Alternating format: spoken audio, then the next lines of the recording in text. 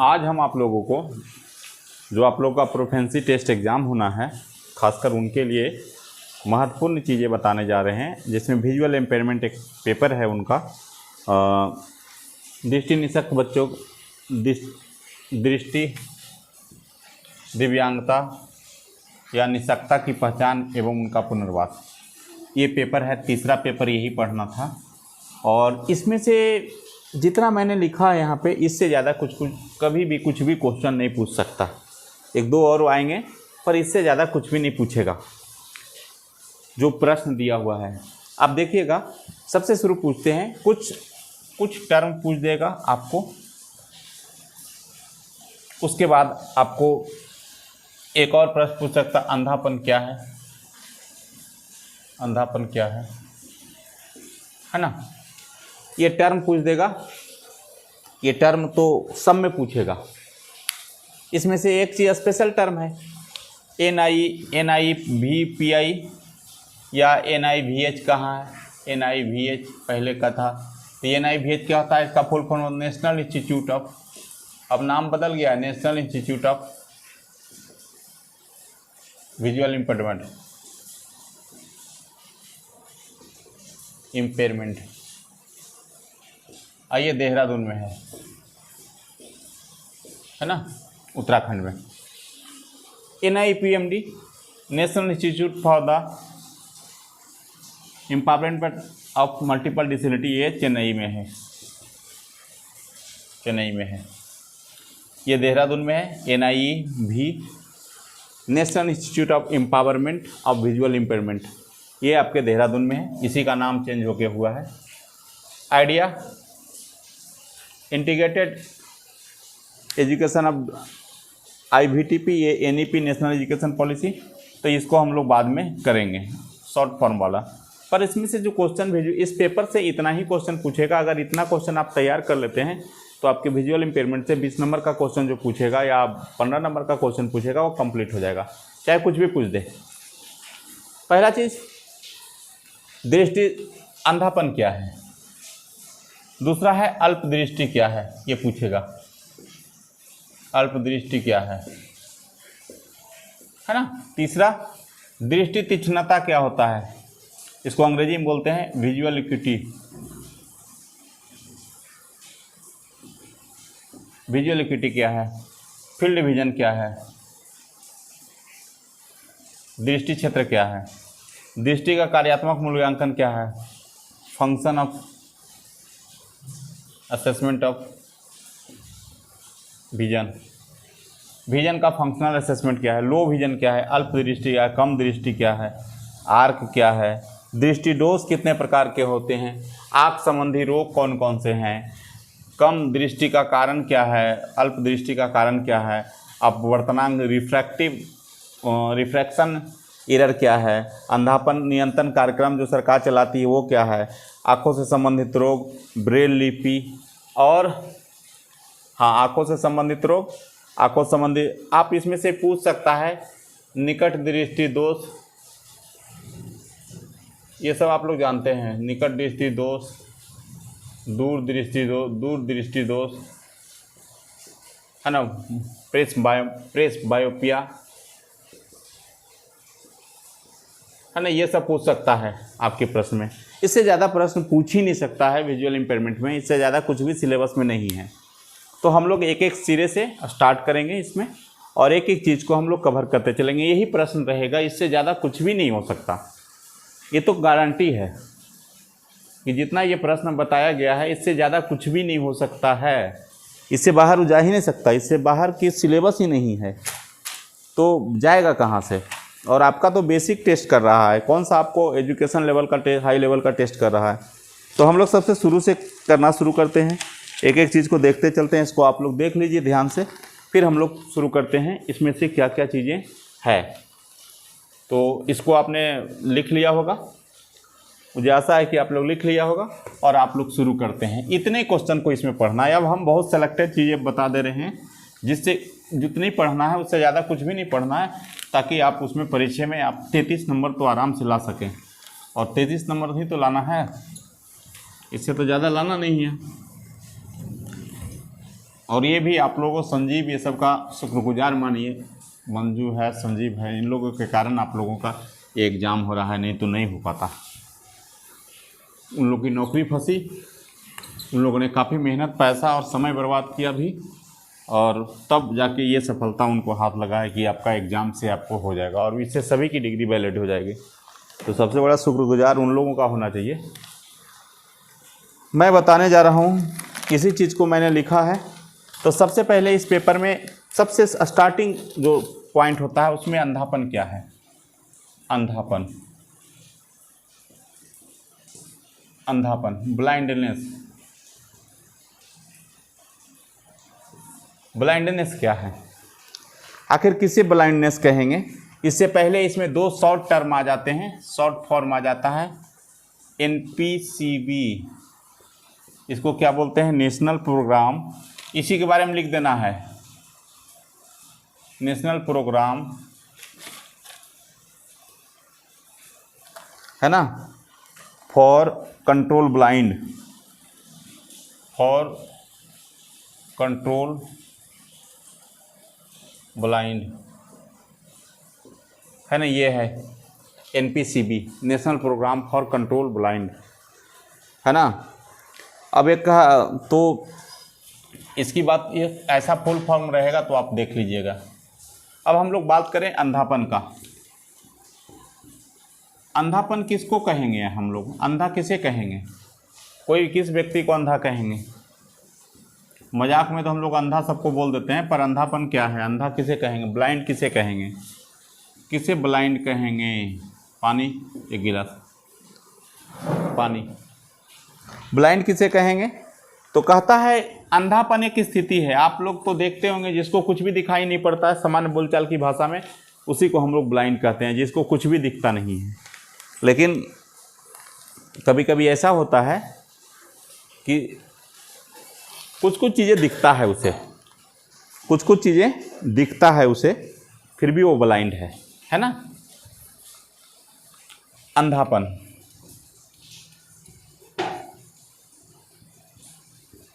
अब उदाहरण बताते हैं कि हम लोग एक कैंप में गए थे, डिसेबिलिटी सर्टिफिकेशन कैंप था।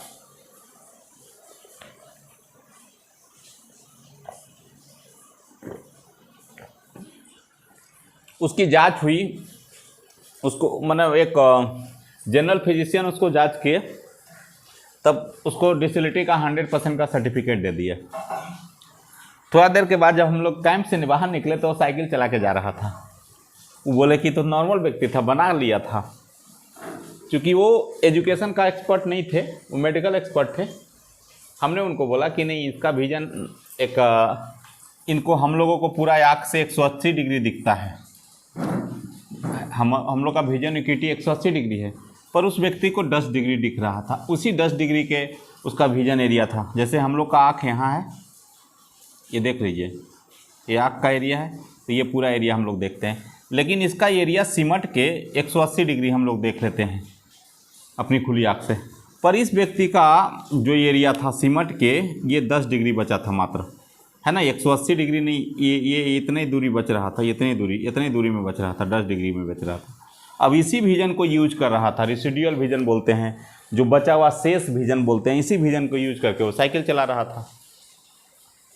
पर वो टोटली ब्लाइंड व्यक्ति था। और हम लोग कितना यूज कर रहे हैं? 180, और वो कितना 180 यूज कर रहा है। आप 10 डिग्री समझिए ना, 10 डिग्री कितना होगा? इतना मान लिया जाए कि इसको एंगल माना जाए तो ये क्या होगा? ये होगा 10 डिग्री। आप इतना यूज करके वो कर रहा था ये आँख से।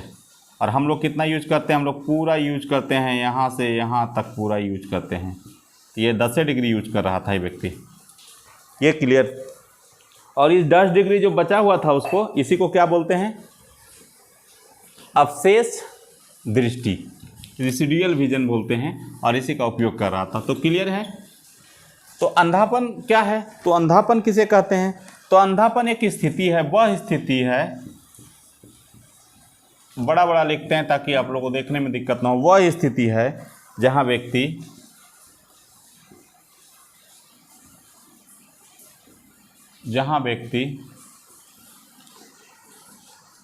के साथ निम्न स्थिति पाया जाता है, निम्न स्थिति पाया जाता है। अगर ये स्थिति पाया जाएगा तभी ब्लाइंडनेस होगा, नहीं तो नहीं माना जाएगा। पहला स्थिति है पूर्ण दृष्टि का अभाव होना, पूर्ण दृष्टि का अभाव मतलब कुछ भी उसको नहीं दिखना। अगर कुछ भी नहीं दिख रहा है तो भी वो व्यक्ति अंधा होगा, है ना। अगर कुछ भी उसे दिख रहा है तो फिर दूसरा कंडीशन क्या है कि पूर्ण रूपे ना, एक व्यक्ति ऐसा होगा जिसको कुछ भी नहीं दिखेगा, उसका आँख ही नहीं बना, है ना। तो एक व्यक्ति तो ऐसा मिलेगा आपको कि जिसका आँख भी नहीं बना है जन्मजात, तो उसे क्या दिखेगा, कुछ नहीं दिखेगा। दूसरा होगा, दूसरा कंडीशन ये हो सका, इसको भी बोलेंगे ब्लाइंड, दृष्टि जिनका दृष्टि तीक्ष्णता, जिसको बोलते हैं विजुअल एक्यूटी, दृष्टि तीक्ष्णता 6/60, जो हम लोग चश्मा वाला चेक कराते हैं ना, 6/60 और 20/200 हो, बिना चश्मा का होना चाहिए, नहीं बिना चश्मा के, बिना करेक्टिव लेंस के। अगर ये है दृष्टि तीक्ष्णता 6/60, 6 फीट पे 60 जो उसका सबसे बड़ा जो अक्षर आता है वो भी नहीं दिख रहा है, तो समझिए कि ये ब्लाइंड है ना। जो 60 या 200 मीटर पे भी नहीं दिख रहा, 60 मीटर पे 6 फीट पे 60 मेजर उसका सबसे बड़ा जो दिखाता है चश्मा में। सेलेनियम चार्ट दृष्टि तीक्ष्णता का जांच कहाँ किससे किया जाता है, तो एक प्रश्न ऑब्जेक्टिव हो गया, दृष्टि तीक्ष्णता की जांच किन चीज से किया जाता है, जनरली स्नेल चार्ट से। जो चश्मा बनाने वाला देखते हैं देता है या डॉक्टर टेस्ट करते हैं, उसको स्नेल चार्ट कहते हैं। स्नेल चार्ट से दृष्टि तीक्ष्णता की जांच की जाती है, तो उसकी दृष्टि तीक्ष्णता 6/60 या 20/200 होगा बिना चश्मा के, तो आप समझिए कि वो ब्लाइंड है। और तीसरा क्या होगा, उसका दृष्टि क्षेत्र 20 डिग्री बचेगा, उसका दृष्टि क्षेत्र मैंने देखने का जो क्षेत्र है, दृष्टि क्षेत्र 20 डिग्री बचेगा, मात्र 20 डिग्री बचेगा। ये 3 कंडीशन पाया जाएगा तो किसी भी व्यक्ति को ब्लाइंड कर सकते हैं। मतलब आप 180 डिग्री देख पाते हैं और 20 डिग्री देख पाएगा। तो वही जो साइकिल वाला बच्चा का बात कर रहे थे वही 20 डिग्री वाला था, उसके पास 20 डिग्री विजन था देखने का सामने, और वो उसी पाइप जैसा चीज़ उनके आंखों से पाइप जैसा चीज़ें देखता है, जैसे इस तरह से देख के वो साइकिल चला के जा रहा था। तो ये स्थिति है, तो इसे हम लोग क्या कहेंगे, ब्लाइंडनेस कहेंगे। तो प्रश्न अगर पूछ दे कि ब्लाइंडनेस क्या है तो आप लिख दीजिएगा, पूरी उम्मीद है कि लिख दीजिएगा। और जितना आज प्रश्न बताएं इससे ज़्यादा एक भी क्वेश्चन नहीं रहेगा, ये गारंटी है। तो पूर्ण दृष्टि का अभाव हो जाएगा। एक प्रश्न ये हो गया कि इसको क्या कहेंगे, अंधापन या ब्लाइंडनेस। तो अंधापन क्या है, प्रश्न अगर आ गया तो यही लिखना है, अंधापन क्या है, आप इसे लिख दीजिएगा। ब्लाइंडनेस क्या है तो लिख दीजिएगा। अगर इतना पर किसी को नहीं होता है तो यही ब्लाइंडनेस है, इसी को आप ब्लाइंडनेस कहेंगे। क्लियर। अब दूसरी बात करते हैं, आगे बढ़ते हैं। इसमें बीच बीच में छोटा छोटा चीज़ आता है जो ऑब्जेक्टिव में पूछता है, वो बता दिए। तो ब्लाइंडनेस होगा उसका क्या होगा, 6/60 और 20/200 होगा, है ना। क्या होगा, दृष्टि तीक्ष्णता। दृष्टि तीक्ष्णता भी बताएंगे कि क्या होता है। तो पहले अब एक टर्म आ गया आपको यहाँ, दृष्टि तीक्ष्णता और दृष्टि क्षेत्र आ गया 2। तो आप देखिए दृष्टि तीक्ष्णता क्या है, दृष्टि तीक्ष्णता ये क्या है, इसको बोलते हैं विजन एक्यूटी।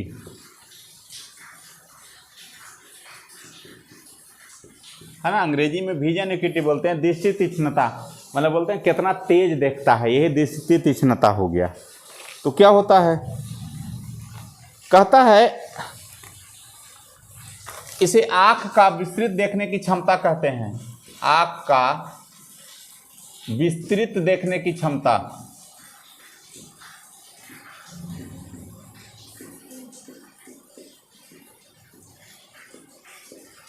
क्षमता कहा जाता है। क्या कहा जाता है? आप कितना विस्तार से किसी चीज को देख पाते हैं, वो कितनी विस्तार से आप देख पाते हैं, देखने की क्षमता है, विस्तृत देखने की क्षमता। कोई भी वस्तु कितना दूर पर खड़ा है, और इससे क्या पता चलता है? कोई भी वस्तु, कोई भी व्यक्ति, वस्तु कितना दूर पर खड़ा है, कितना दूर पर खड़ा है ना? कोई भी व्यक्ति, वस्तु कितना दूर पर खड़ा है, उसे खास चीज देखना, उस खास व्यक्ति या वस्तु को देखने की क्षमता को दृष्टि तीक्ष्णता कहते हैं। मतलब जो कितना दूर पे खड़ा है, अब उसको स्पष्ट देखने की, स्पष्ट, यहाँ पे विस्तृत देखने से ज़्यादा लिखिए स्पष्ट देखना, विस्तृत एवं स्पष्ट, स्पष्ट देखने की क्षमता। आप कितना दूर पे कोई चीज़ रखा है, उसको कितना स्पष्ट देख पाते हैं, यही आपकी विजन एक्विटी है, यही आपकी दृष्टि तीक्ष्णता है। विद्यार्थी तो थक गया यही दृष्टि तीक्ष्णता है ना? क्लियर है? और जनरली क्या होता है? 6/6 नॉर्मल दृष्टि तीक्ष्णता होता है। नॉर्मल दृष्टि, सामान्य दृष्टि तीक्ष्णता क्या होता है? सामान्य दृष्टि तीक्ष्णता कहाँ होता है? 6/6 होता है। बोलता है ना 6/6, सेना में 6/6 विजन लेता है ना? पर नॉर्मल होता है, समझे? यही है। जब डिसेबल होगा तो 6/60 हो जाएगा, ब्लाइंड हो जाएगा तो 6/60 हो जाएगा उसका। क्लियर? तो यहाँ तक तो समझ में आ गया होगा। अब आते हैं, दूसरा एक टर्म पूछा था, इसी में आया था फील्ड विजन कम जाएगा। तो फील्ड विजन क्या है ये देखिए। फील्ड विजन की बात किया, ये सब प्रश्न, यही सब प्रश्न रहेगा 2-2 नंबर वाला, ये जान लीजिए, या शॉर्ट नोट्स लिखने के लिए रहेगा। 2 नंबर का तो क्वेश्चन यही रहेगा, कन्फर्म है कि ये सब क्वेश्चन आपको आना है। फिर क्या होगा? दृष्टि क्षेत्र पूछेगा, दृष्टि क्षेत्र। तो दृष्टि क्षेत्र क्या होता है? इसका मतलब, इसको बोलते हैं फील्ड विजन।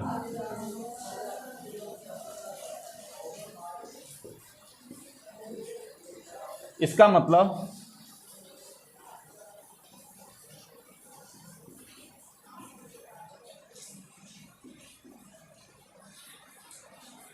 दोनों आंखों के सामने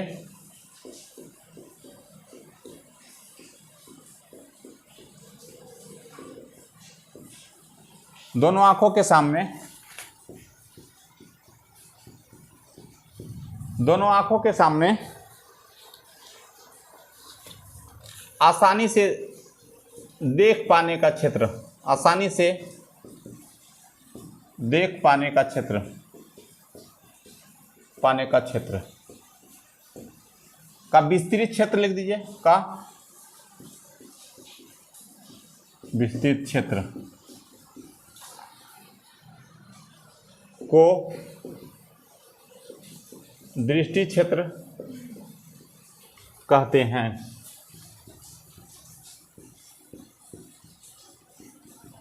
है ना? समान व्यक्तियों में क्या होता है? सामान्य व्यक्ति में क्या होता है? ये कितना होता है? 180 डिग्री। और जो ब्लाइंड हो जाता है उसका कितना बचता है? 20 डिग्री। ब्लाइंड व्यक्ति में कितना हो जाएगा? अंधा व्यक्ति में क्या पाया जाएगा? अंधापन में 20 डिग्री बचेगा। है ना? अब आता है रेसिडुअल विजन, अवशेष दृष्टि।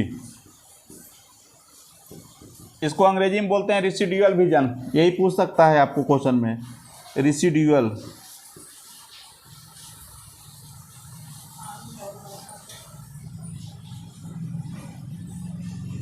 रेसिडुअल दृष्टि या विजन पूछेगा तो आप यही लिखिएगा,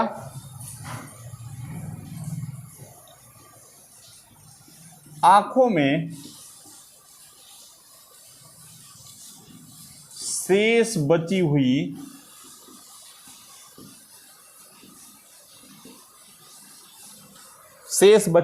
दृष्टि जिसका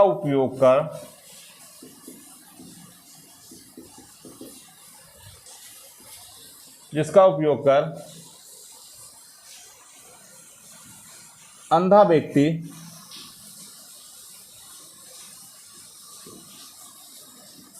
देखने का प्रयास करता है।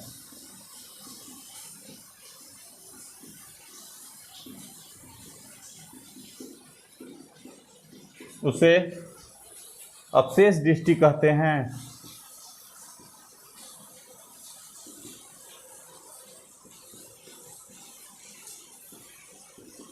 अब बताते हैं, मान लिया जाए कि ये आँख है, सपोज दैट इसको आँख हम लोग मान लिए, इसको ऐसे मान लिए, ये आँख हो गया हमारा, ये हम लोग का ये आँख है। तो क्या हुआ, इस आँख में यही तो लेंस जो देखने वाला, इसमें क्या हो, इतना ही बच रहा है, या किसी में ऐसे ऐसे ब्लर हो गया, तो ब्लर दिखेगा, एक बूंद बचा, एक सुई के नोक जैसा बचा, या पूरा इतना ख़त्म हो गया, एक साइडवा से दिख रहा है, तो इसलिए आँख को एडजस्ट करके देखेगा। तो इसी एरिया को हम लोग बोलते हैं, जो एरिया बचा हुआ है रेसिडुअल, इसको अवशेष दृष्टि कहते हैं।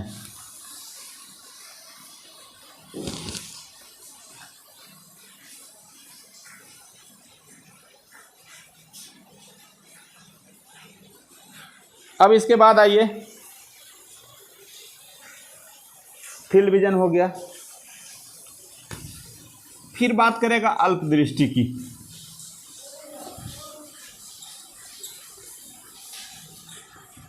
इसमें हम 3, 4, 5 वीडियो बनाएंगे आज, और 5 डालेंगे, अभी तुरंत डालते जाएंगे आज के डेट में, तो आपके क्लियर होते चल जाएंगे 20-20 मिनट का। इसके बाद आपको आएंगे विजुअल फंक्शनिंग, दृष्टि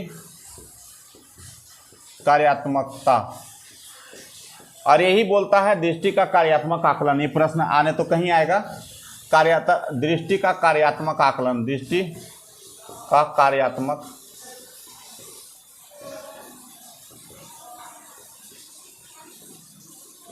ये दोनों केसेज में आपको बना के लिखना है, समझ लीजिए क्या होता है। इसका मतलब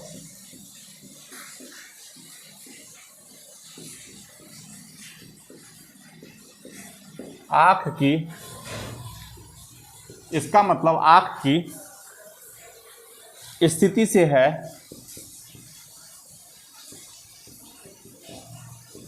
ना, जिसकी माप यही है, दृष्टि कार्यात्मक आकलन, दृष्टि का कार्यात्मकता दोनों है कि हैं, जिसकी माप अनुभव, कौन, किसका, जो दृष्टिहीन व्यक्ति है उसका अनुभव, अभिप्रेरणा,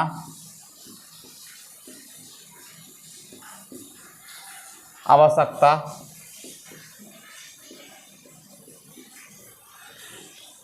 और प्रत्येक व्यक्ति की क्रिया, और व्यक्ति के क्रियाकलाप, व्यक्ति के क्रियाकलाप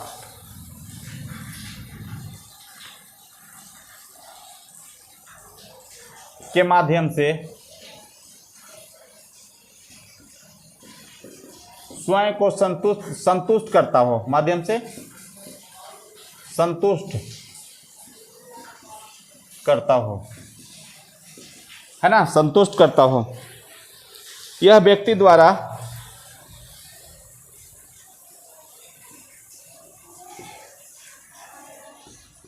व्यक्ति का इन चीजों के आधार पे,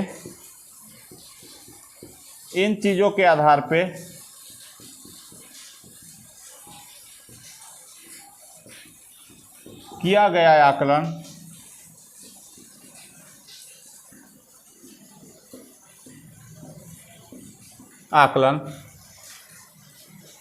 दृष्टि कार्यात्मक आकलन है, दृष्टि का कार्यात्मक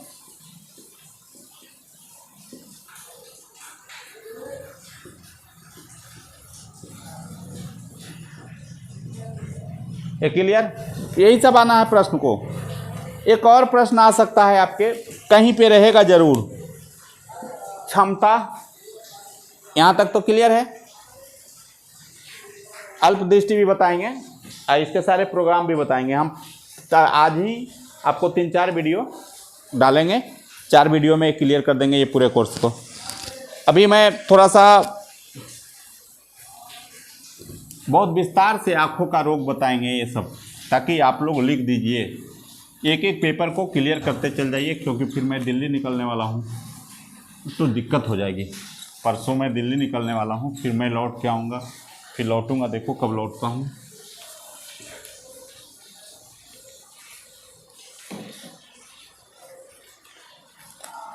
अब होता है एम्पावरमेंट। एक टर्म आता है, ये खूब पूछता है, ये लिख देते हैं अंग्रेजी, इसलिए इसको बोलते हैं क्षति। कभी कभी इसी का उच्चारण पूछ देगा आपको गड़बड़ाने के लिए। तो क्षति क्या है? दूसरा टर्म पूछेगा आपको डिसेबिलिटी, ये खूब पूछता है और निश्चित रूप से आपसे भी पूछेगा। माने इसको अक्षमता बोलते हैं। इसको समझ लीजिए, अगर ये आएगा तो आराम से लिख दीजिएगा। और तीसरा है हैंडीकेप,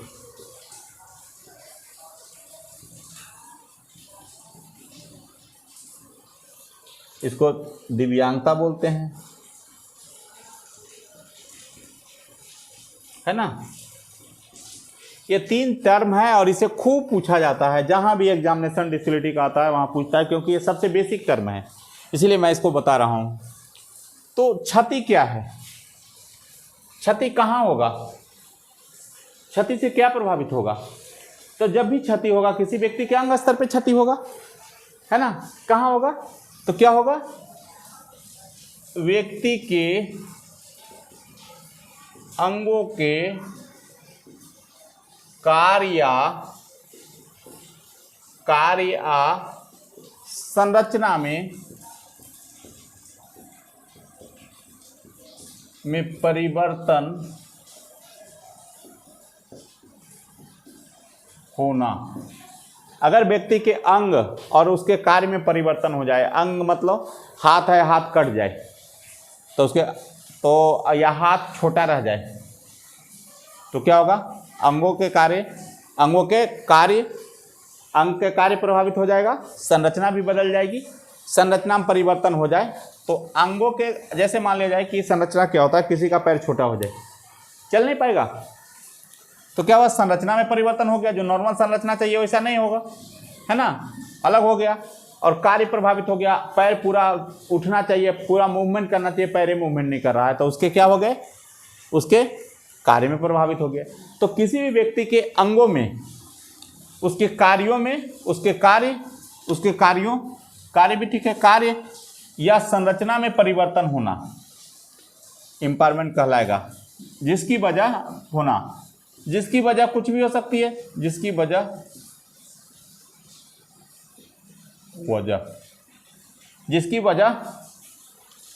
रोग हो सकता है, दुर्घटना हो सकता है,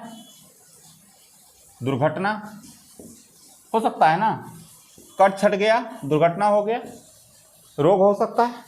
तो इन कारणों से जो होगा उसे क्षति कहेंगे। अक्षमता की बात करते हैं, है ना। क्षति के उपरांत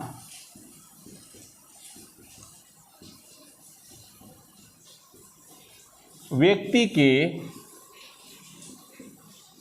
कार्य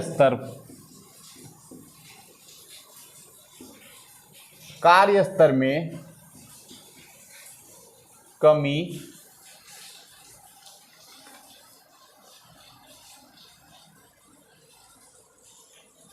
या क्रियाकलाप में कमी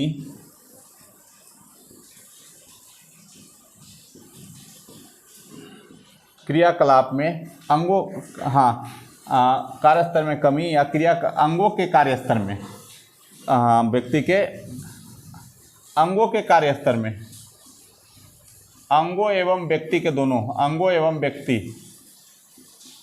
के कार्य स्तर में कमी या क्रियाकलाप में कमी होने की स्थिति को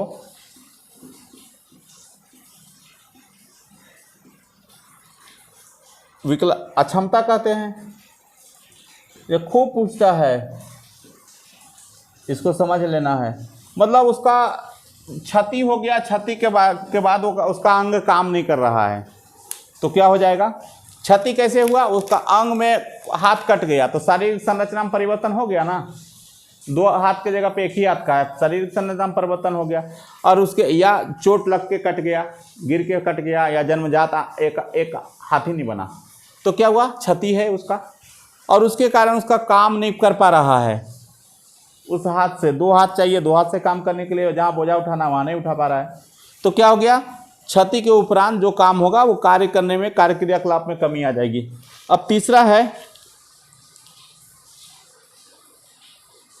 अब जो क्षति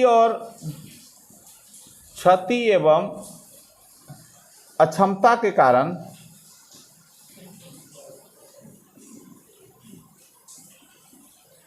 जो समस्या होगी,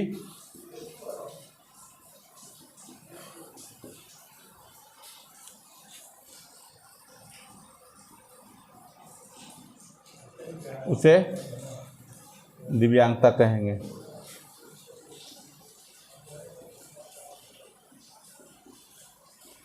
बस यही समझना, क्षति और अक्षमता के कारण जो समस्या होगी, और यह सामाजिक स्तर पे होगा, ये